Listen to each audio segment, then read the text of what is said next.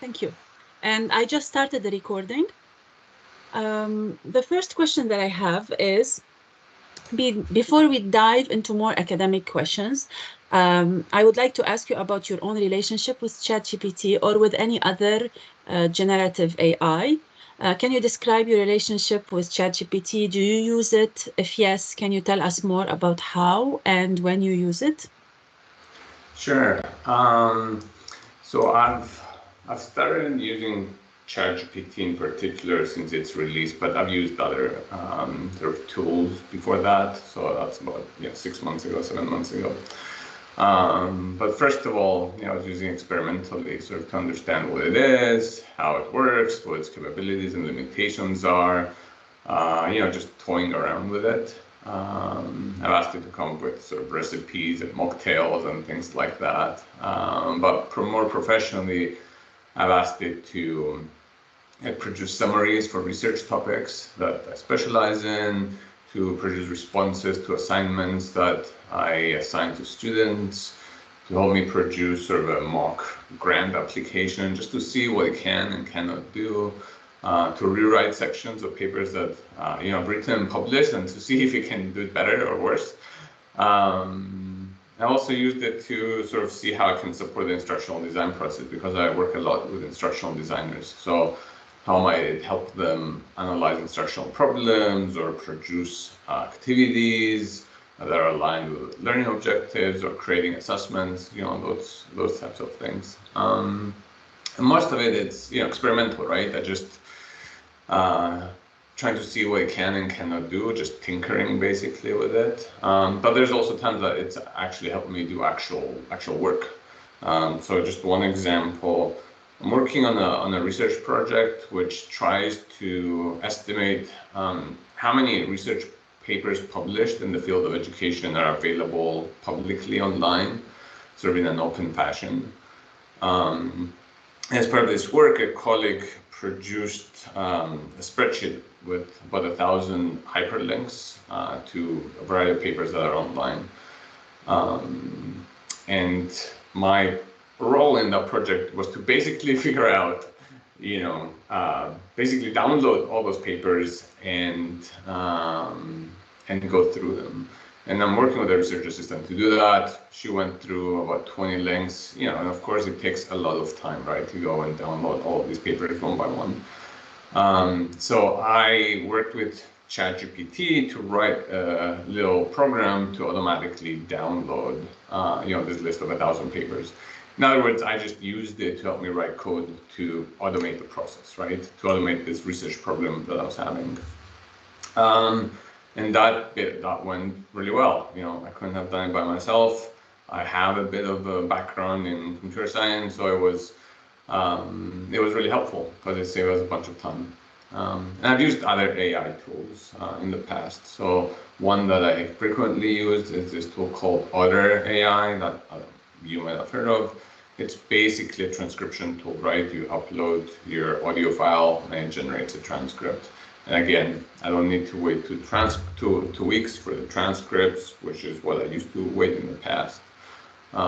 So that's mostly my experience with sort of these newer generative AI tools, but I would say that my relationship with them is a bit ambivalent, right? So I recognize the efficiencies that they can provide, the ways that they might be able to support teaching, learning, research work. But I'm also worried about the risks that they pose for misinformation, the biases that are in the data that they're trained on, and so on. So yeah, that's kind of my relationship with them. Okay, thank you for sharing that. And I love the idea of downloading all the papers. That must have saved you so much time. It did. Someone who has an understanding of programming and programming languages and scripting might have been able to do that by themselves, but I couldn't. I could basically do just very little. So that support was very helpful. I think someone asked for the name of that transcription tool. That's called Otter AI. So OTTER.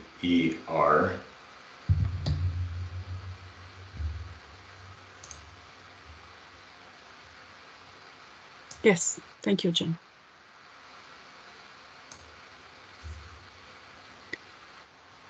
I also wanted to mention that George said that if you have questions, feel free to ask him, or you can put them in the chat and I will keep an eye on the chat box.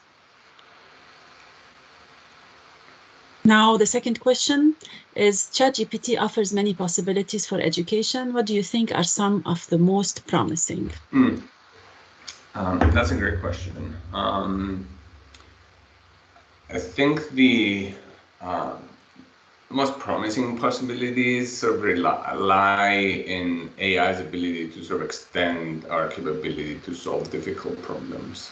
So, like the example I mentioned right now, right? I could not have been able to do that by myself. I would have needed to reach to someone who has that sort of has knowledge and be able to support me, or hire someone to work with that, or work with a colleague who could have done that. So, in that case, ChatGPT extended sort of my capability to do things that I couldn't do. But a couple of other things. I think, first of all, its sort of sudden arrival continues to push us towards continuing to sort of question some of the foundations of education, of teaching and learning that we have taken for granted, such as, what's the role of the instructor, what kinds of assessments are most valuable, what's inherently human in our relationships with students that we need to cultivate. I'm not saying that,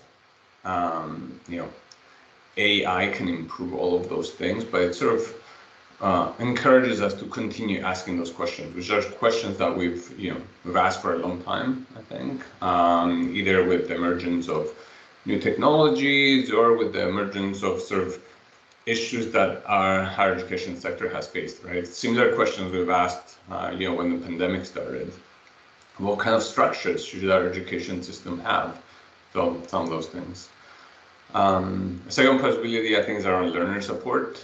ChatGPT and similar technologies can answer questions in real time. They can scaffold and personalize learning. They can adapt assessment to individual learners. They can generally provide support sort of on demand, and they can do similar things for faculty, right? They could take on sort of tasks that are mundane. They could allow educators to spend more time on more important tasks, or they could potentially help us develop new ways of teaching and learning. For example, imagine a class where a system is gathering different kinds of data, and it can provide real-time recommendations on targeted questions that you as the instructor can ask the class, right? Data that you might not be able to sort of capture and analyze yourself in real time. But I think a final possibility is around the roles that ChatGPT can take. Oftentimes, it's being described, and AI in general, right? They're being described as sort of experts that know about a lot of things, that you can ask it questions and it replies, or they're described as tools that students can use to cheat. But I think the more exciting possibilities are in their potential to act as teachable AI or sort of co-pilot AI.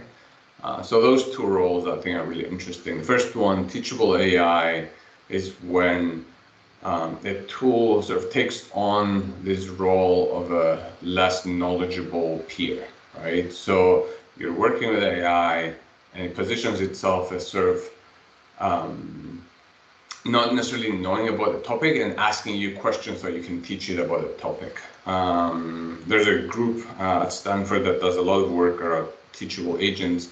And the idea basically is that as you get students to say work on a science problem, there's an AI there that says, well, did you think about this, or can you help me make sense of this, right? So there's a switch in the role there, right? From the AI as the expert to the student as the expert teaching essentially a peer. And the idea of peer instruction is really important and powerful. The other role, sort of the co-pilot role, is one that basically says AI acts in a supportive role, maybe a bit more knowledgeable, but essentially a partner to the student or to the individual, rather than this sort of know-it-all tool that just gives information. And I think working with those two roles, we can imagine students engaging in different ways with them, and that I think is more interesting than basically this positioning that we oftentimes take with the technologies that, you know, they're experts providing information, experts providing resources. Thank Sorry, you. that was a long list of possibilities. So so after after saying all of these possibilities, what I would also like to say is that I would encourage some caution here.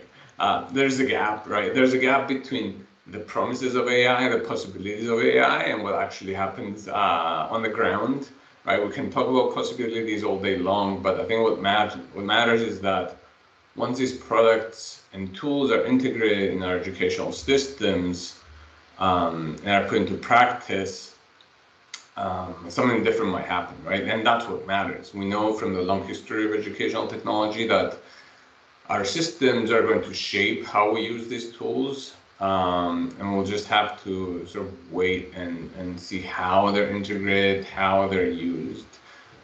Neil Selwyn calls this the difference between the state of the actual and the state of the possible, right? And those are two different things. And the reason I'm saying we should be cautious is because, you know, the history of educational technology sort of offers cautionary tales. New tech is rarely disruptive. It becomes sort of domesticated in our cultures, in our systems, and it's usually by changing those systems that we can change how we practice education, right? How we can expand access, how we can expand opportunities, and so on. So I would caution a little bit against this sort of instrumental view of technology driving change or making change. Thank you. And I found it interesting that you said that the systems that we have will define how we use these technologies. Do you also think that the technology will change the systems that we have? Yeah, that's a great question. I do think that relationship is negotiated, right? I think it's probably both. Sort of this idea that the tools change the system and the system shapes the tools. And will also vary by context, right? They might in some environment, in some institution, but they might not in a different institution. Which is why I really appreciate when I see work that's, you know, deeply contextual, right? And I know that Athabasca has done a lot of work in this area, and John's work, and John's here. You know, with the landing, for example, right? The landing, it was integrated at AU in different ways. We tried it when I was in Texas, and it was sort of, you know, integrated in a different way. So, you know, and I think that's really interesting, just the idea that these tools and technologies sort of work differently in different ways, right? Yes. In different settings. Yeah, that is correct. I have a few questions in the chat. So the first one is from Lynn. What are the potential ethical issues related to students' use of ChatGPT to complete assessments or assignment? Specifying that I'm not for or against, I'm just curious. Yeah, no, I mean, that's a great question. You know, there's lots of ethical questions around these tools, right? From the ways that they were sort of developed and produced. So, for example, around you know, how the tools were trained, what sort of data was used, how does that shape the outputs that the system has, you know, reflecting sort of the biases in those in the data sets that were used. But also in terms of asking students to, you know, share their sort of knowledge and intellectual property, if you will, with the tool, right? So I think we need to be a little bit cautious around how we use it. I think there's also some challenges around how faculty are using it, right? I would not submit my students' work to a tool like this to, assess it or evaluate it, which I think why conversations like this are really important, right? How is it used in different disciplines? What are sort of the limits of these tools and how might we be able to use them, but also, what is appropriate and ethical use, right? Should we be integrating them even in our classrooms? Should we be resisting their use? I don't necessarily have an answer to that question, but I think it's a question that we should be asking, right? Simply because the technology is available doesn't necessarily mean that we should integrate it, right? But I would also ask the same question around other tools that our institutions are using, right? So ChatGPT detection tools, I think, are in the same sort of family of tools that we should be questioning, right? Sort of surveillance tools, like proctoring tools. I think we should be questioning them as well. And the question of ethics, even though it's been studied in the field of educational technology in the past, it has taken sort of more urgency in recent years, and I'm glad that it has. And I'm glad that people are studying it and are focusing on it. I'm not an expert in that area, but there's a lot of good work that is being done. Thank you for mentioning the ethics of proctoring and detection. I just want to go back to one point. You mentioned that you wouldn't submit your students' work, your students' assessments to ChatGPT to assess it, but I know lots of people are experimenting with submitting to receive feedback or submitting to give feedback or to collect feedback on the assessment of students, not necessarily give a grade. Do you think that is something that you would experiment with? So you mean submitting students' work, student essay to and then get work. feedback from ChatGPT? Yeah, I personally, I would do that. I would ask students to collaborate with ChatGPT in ways that they might find helpful, but I wouldn't take student work and submit it to sort of an external tool. I would have conversations with my students about, what potentially happens to their data, which is, their essay that they're submitting. And have those conversations with my students and say, would you feel comfortable doing it? What, these might be the outcomes, these might be the issues. And I think what that does, beyond sort of deciding what to do, is to help make our learning environment sort of more humane rather than transactional, right? Rather than me saying, go ahead and submit your assignment, or like your assessment or your essay to ChatGPT, or I'm going to submit your essay to ChatGPT, or I'm not going to do that. I think having that conversation helps in developing environments where we can have this conversation with our students, and we can, in many ways, get closer to them and close some of these gaps that exist, I think, between ourselves and our students. Yes, thank you so much. This is music to my ears. I have more.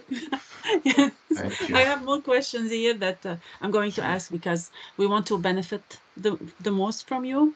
So Dr. Stella is asking, what impact does this, you mentioned instructor focus, change from assessment to education, change in focus of education mean for high enrollment, low touch classes?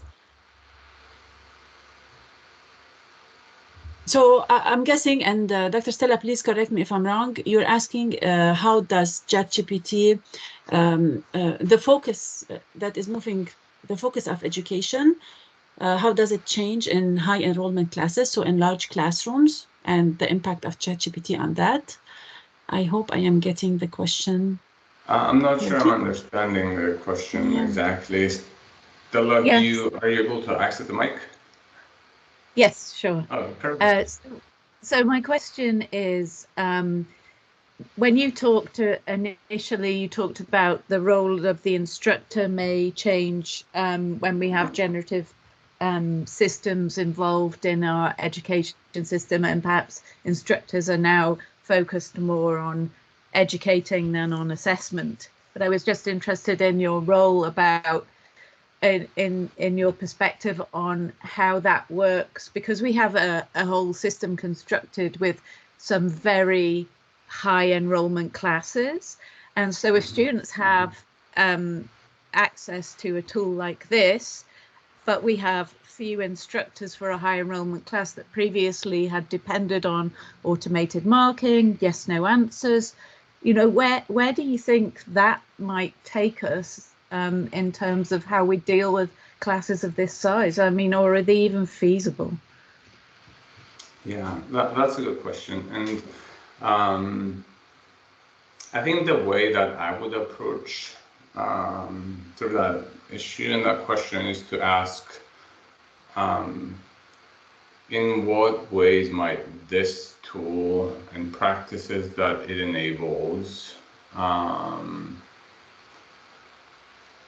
help us improve teaching and learning in those classes? And it might not, but it might. And I don't know what those ways might be. Those ways might be in terms, some examples might be in terms of enabling one-to-one tutoring in certain areas, and by one-to-one I mean the AI tool with the student. It might mean supporting student work in smaller groups, but again, this goes back to sort of the question of, are large classes the most effective ways for this particular group of students to learn this particular topic area? And they might be, or they might not be. So asking about ways in which this technology can help might also lead us to ask, well, are there practices, newer or different teaching and learning practices that we might be able to adopt to improve the ways that this particular topic is supported? And I saw Bob's note there around asynchronous classes. Hey Bob and I go a long way back. I saw the note there on asynchronous class, and know that Athabasca does a lot of that. So if we're talking about asynchronous, large online courses, there might be ways in which we can leverage this technology, right? Sort of on-demand support. Maybe in terms of I'm running out of examples, but I guess this would also depend on the discipline, right? It might be integrated differently in, say, an introductory computer science class and an introductory humanities class. So the ways that it might be used might be different. So for example, in an introductory computer science class, it might act as a place where students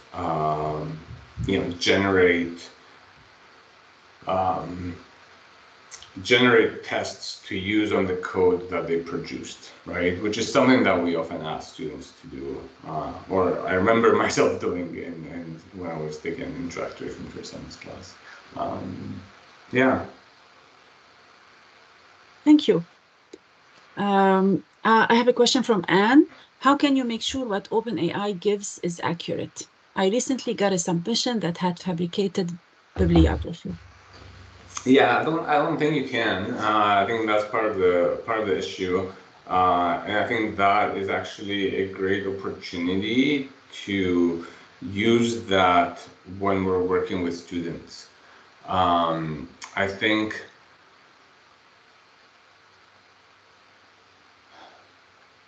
that knowing that output might be problematic or incorrect or incorrect in certain ways, or might reflect biases or inequities, might invite us to ask students to generate an output and then to question it, right? And to say, well, this is the output that we received, and it, when you receive output from these tools, they make it sound like this is the correct factual answer, right?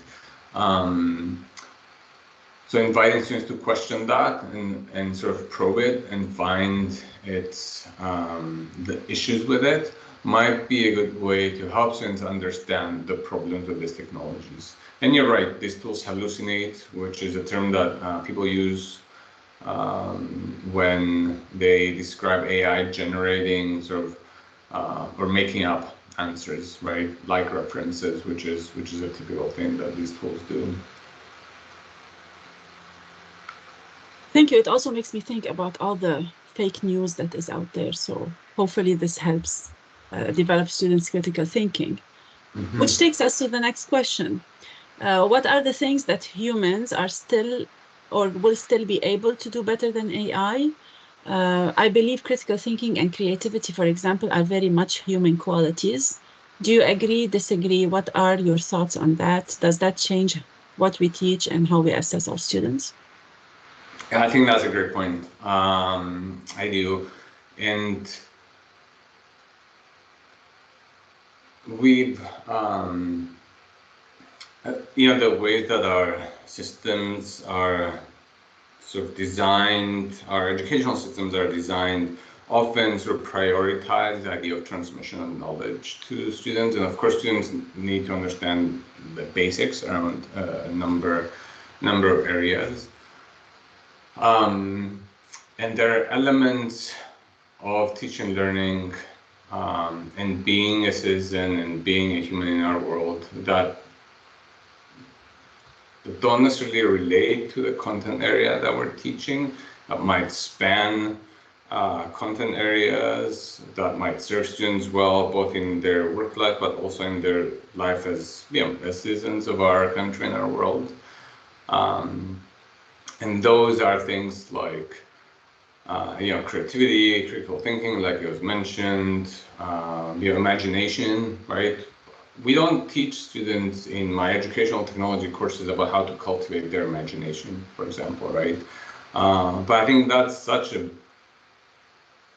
powerful quality or literacy or ability that people have when they're working with, faculty, when they're working in producing new courses, which is sort of, jobs that my students might go into. And cultivating those skill sets, I think, is really important. So if AI can quickly generate, say, assessments, lesson plans, rubrics for a course, then what does the role of the instructional designer become, right? It might become, beyond, questioning the output, it might become, in terms of, collaborating with others to make those courses more, more beautiful, right? More amazing, more empowering. So just going back to the question, I agree with that, in that the role of the instructor and the higher education system might need some more questioning around what are the kinds of sort of skills and mindsets that we are helping build in our students, with our students. Well, as you were talking, I kept hearing learning outcomes and program learning outcomes.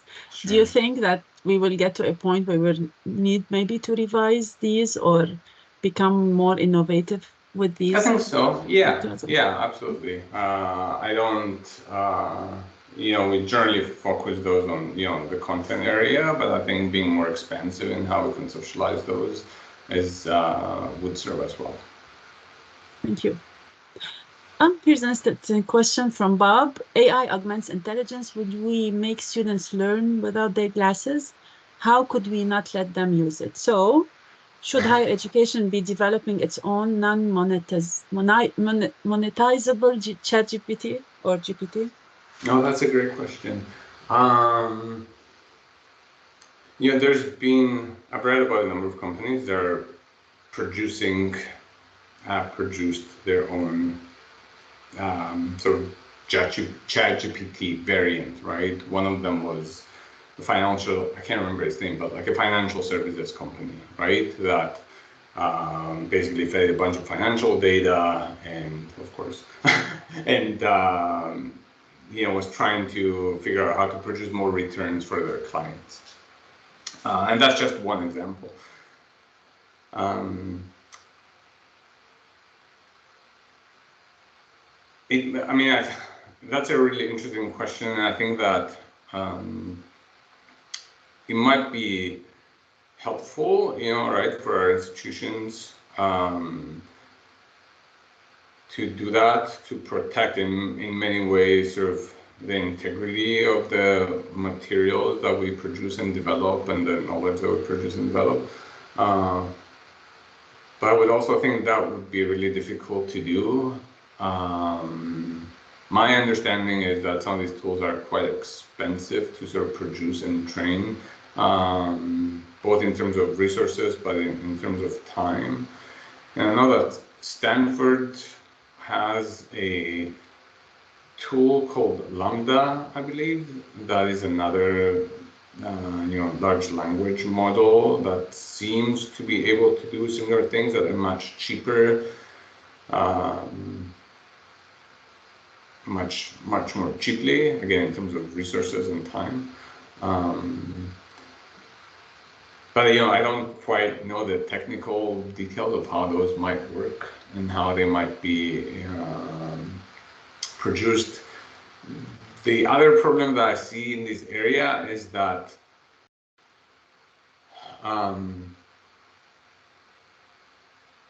quite a lot of this expertise is in industry, right? And industry pays quite well for some of these work.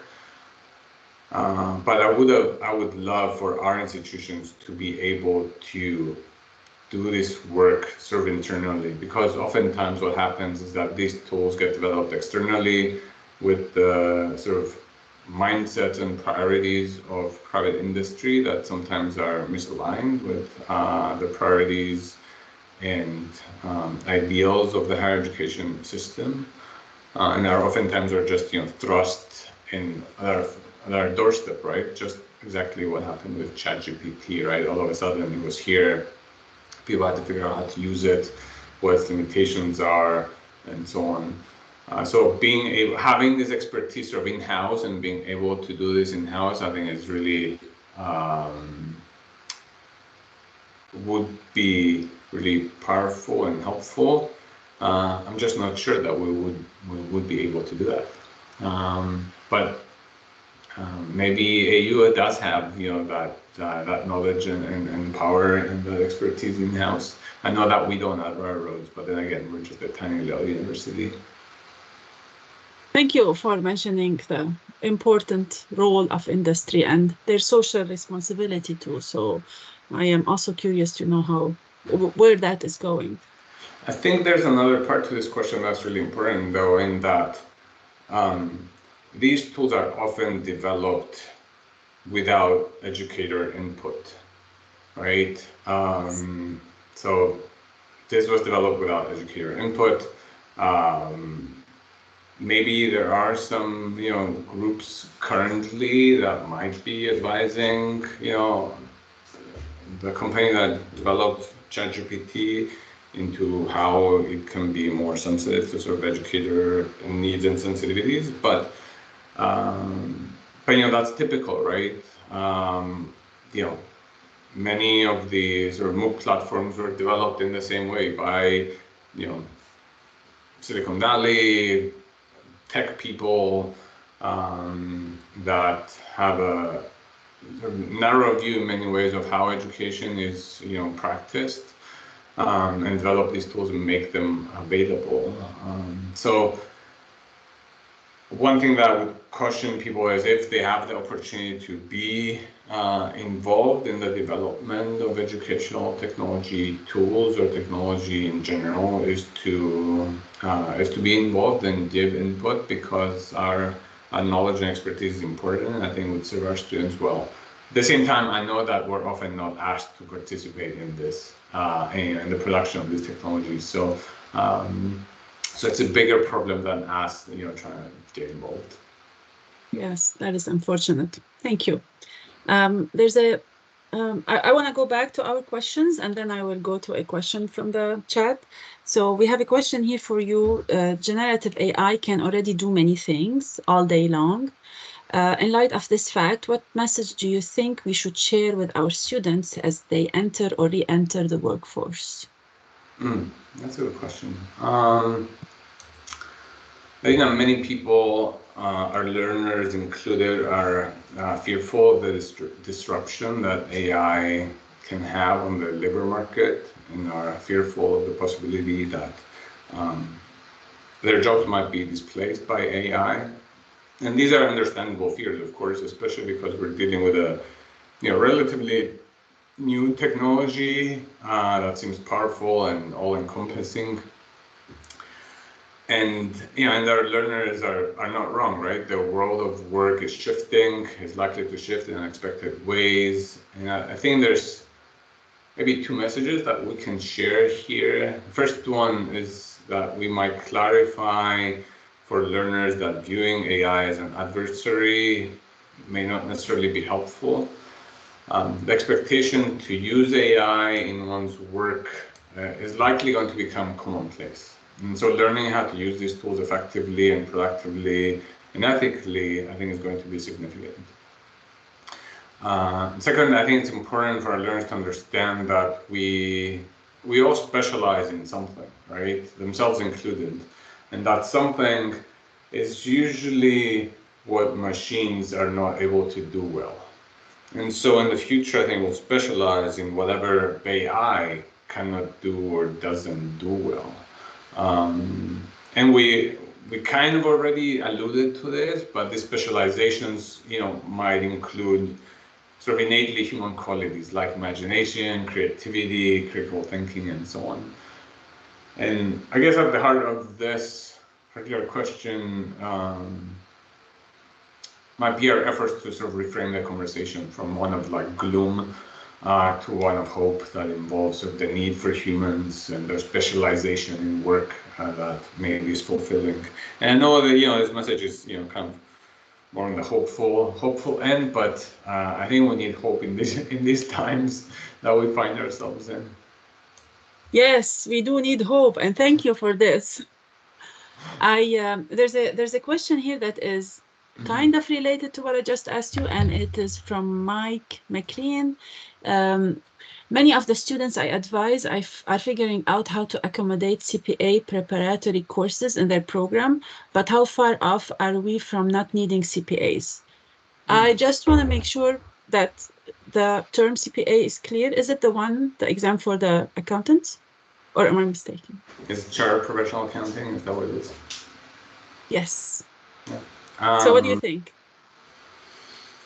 I don't know, do we ever need CPAs? Sorry. I think that's an important question. And others have asked it in terms of other professions, right? In terms of lawyers, and others outside our profession might ask it in terms of educators, right? Do we really need educators when AI can support students one-to-one tutoring and so on?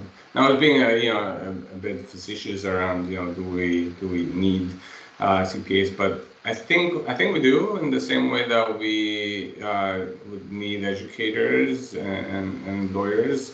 I don't know much around the particulars that profession does, but what I do know is that some aspects of that work are already automated, right? And CPAs specialize in some areas that, say, their bookkeepers don't.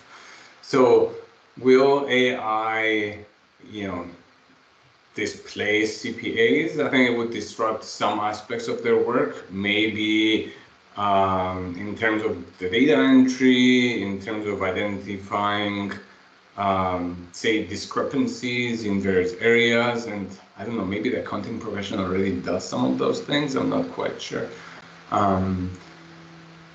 But, you know, when I think of, you know, something very simple like submitting my taxes at the end of the year, you know, I go through receipts, right, and enter them in a spreadsheet, and then, you know, and then come up with a number and give all of that paperwork to my accountant. I mean, I would love to have a tool that could just take pictures of the receipt and, you know, categorizes them and does them. And imagine those tools exist. But, you know, those tools are grounded on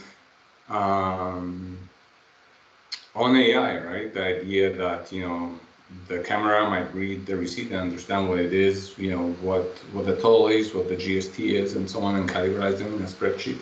So I would think that there's a role for AI in accounting work. I just don't quite know, you know, which parts are going to be disrupted, which parts are going to be a welcome disruption, and which parts might need to be about rethinking of the work that those professionals do. So I think maybe the question had something to do, also had to do with the exam. I would imagine that the exam assesses sort of parts that are important for the profession. So perhaps that is also a question around, well, what should that exam assess and what should it, you know, take for granted, right? And at what level? Maybe in the same way that in math classes we assess arithmetic early on, and then we go on and assess other parts. Maybe that's a bit similar. Thank you. I kept hearing the word specializing and specialization, and it makes me think about assessment for specialization. So what we are actually teaching our students is to become specialized, and we need to use assessment to help them become specialized in something. So hopefully this AI will help us with this and make the task easier for us and for the students. I see John is sharing lots of resources here. Thank you so much. Another question for you is, what's next for ChatGPT and generative AI more broadly? And in the meantime, what actions should we take? That's a great question. I usually try to avoid speculating about the future because I'm largely wrong. But I think what's dominating the news and the conversation right now is hyperbole, right? That portrays ChatGPT and AI in general as either good or evil. So it is sort of binary approach. Right? It has the potential to be great by some students and faculty. It also has negative impacts, you know, well-founded concerns around the biases of these tools. But I think the question is about whether it's good or bad. The important question that we should be asking is, when and how do we use it to make teaching and learning more effective, more engaging, more equitable, and more ethical?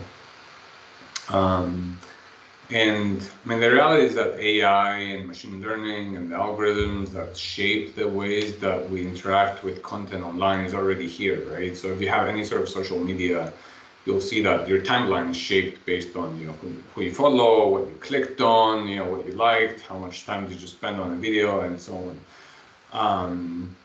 You know, recommendations that you get from Amazon are based on, you know, what you bought in the past, how much did you, you know, whether you added 5 stars to it or what have you. But it's all moving in that same direction, towards that direction. And I think generative AI is going to be integrated in every imaginable application that you use, and very quickly here. So for example, the beta version of Google Docs now includes a button that basically invites you to click on it to prompt Google Bart, which is Google's AI, to generate a draft of whatever document it is that you're working on, right? So you don't necessarily need to go to a different application to do that, and it's just there. So there's a button in front of you, you can click it, and it will generate something. Regardless of how effective or, you know, worthwhile it is, it will generate something. And that's coming to Microsoft Office too. So that integration will be hard to resist in the same way that we press a button in Microsoft Word to spell check our document, right? So we should expect that. Adobe Photoshop integrated it, for example, and its own. Adobe integrated, generative AI in Photoshop very quickly here. I was not expecting that to happen so quickly, but it did, right? You can create something and then you can expand it and revise it. It's really interesting. But what else might be next? I think that AI tools will probably become faster, better, overcome some of the limitations that we're currently seeing. For example, a few months back, ChatGPT was just making up references, right? We talked about that. And its sort of cutoff date was 2021. But now it has plugins, right? You can ask it to browse the web, it can read longer documents. So in other words, things are changing very quickly. It's difficult to sort of figure out where this is going. But I would urge people to consider that what the limitations are at this point in time might not necessarily be the limitation that AI might have, in 2 months and 6 months from now. And that's scary in some ways, but that's also interesting and unique. Yeah, I don't know. So what action should we take? I think we should support educators through professional development and learning these technologies. We should prepare students to thrive in a world where AI is prevalent and pervasive. We talked about some of the innately human skills that they have that might need collaboration, resiliency, or other things.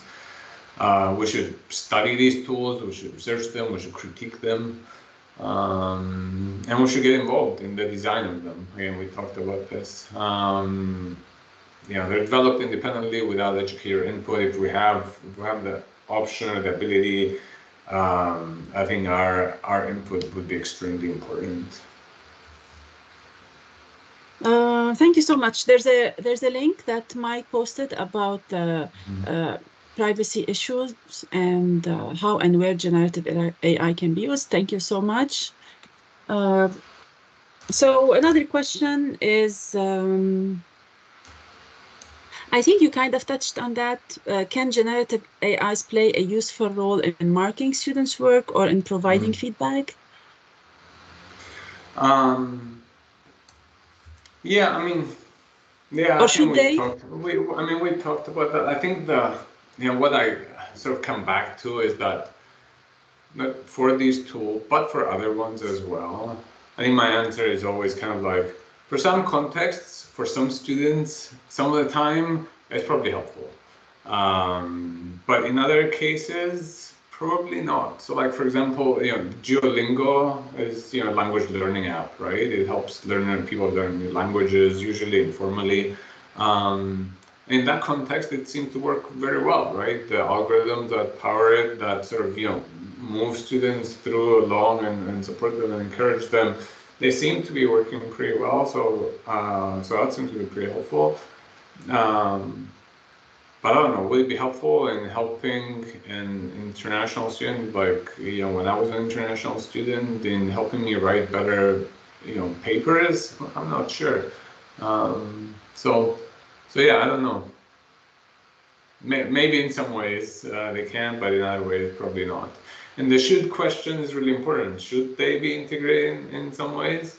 Again, I think we touched upon it. They might be helpful, but in other ways we might need to resist them, depending on the tool, depending on the sort of values that they encourage and prioritize. And so you might have heard me talk in the past about how not ChatGPT in particular, but these other technologies that are being developed to detect whether students used AI in their writing.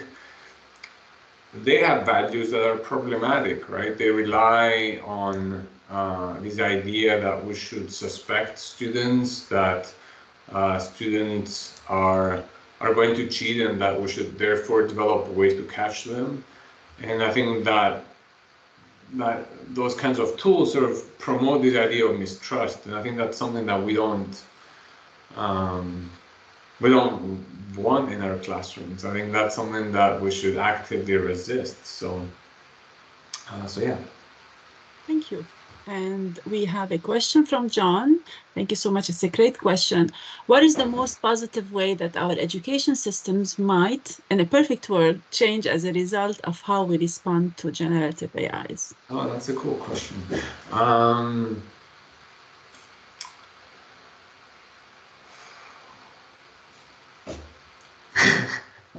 I like Mike's answer. Yeah, I think that's where I'm leaning towards too. I think if we're able to capitalize on these tools and sort of areas that they prompt us towards, even if it's not around adopting them in particular, but if we start thinking of our education systems as places where we can expand opportunity to more people, we can help more people do better in our society, where we can help sort of question some of the biases and inequities and areas of discrimination that exist in our society through education. I think that would be something that would be positive. And it might come through changing our teaching practices, but it might also come through changing sort of the kinds of things that we might teach and foster and develop with our students. So expanding opportunity, limiting barriers, questioning our society and some of the issues that we're facing as a society, like discrimination and inequity and so on.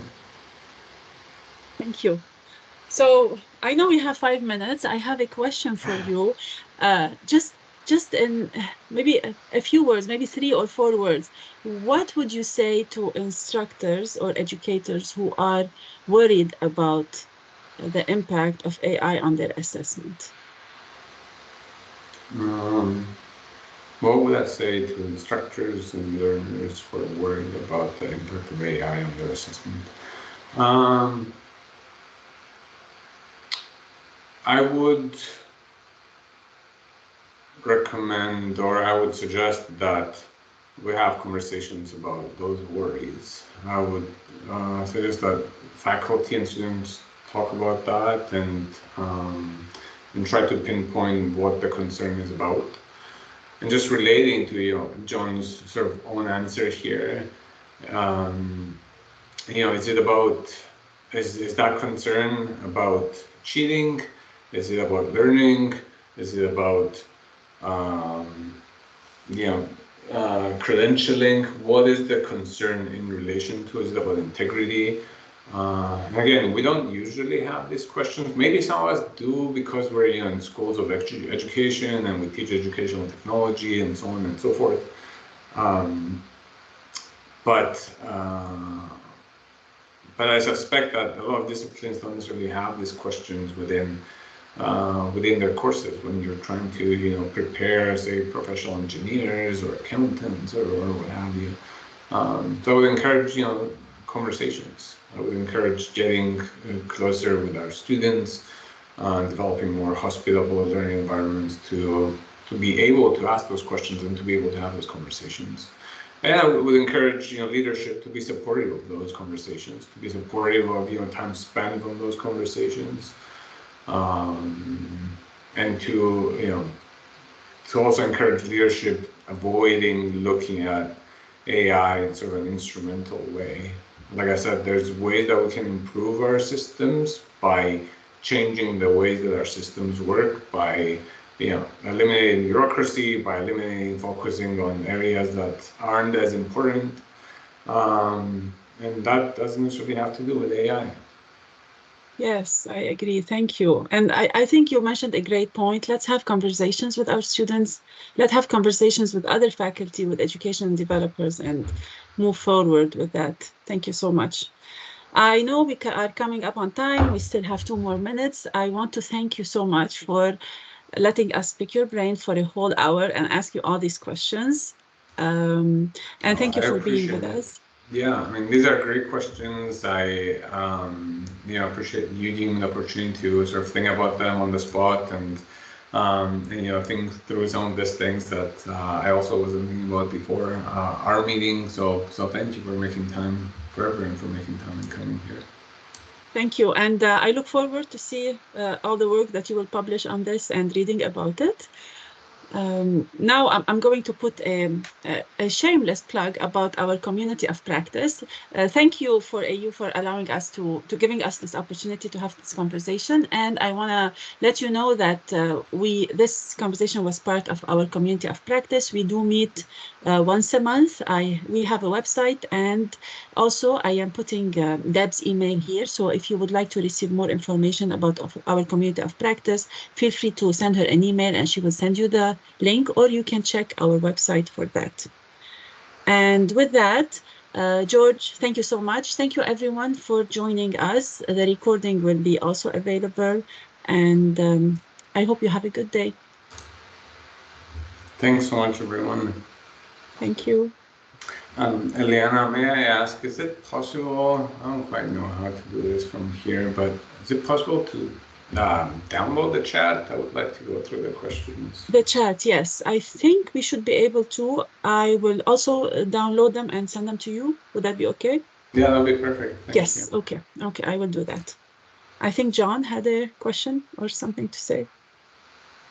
No, I just want to say bye, George. It's great to see you. Great to see your happy, smiling face again. No, thanks, John, and thanks for being here. I saw that you had some resources and questions in the chat. I appreciate you being here and doing that, and I always appreciate your insights on this thing. So, thanks. Well, bless you. There's an interview with me on the Hub about this stuff, incidentally, the Athabasca folk. Which I think came out yesterday. So very cool. There was an announcement in the in our internal emails. Yeah. Thank you so much, John. I'm gonna go and check it out. Yeah. That's great.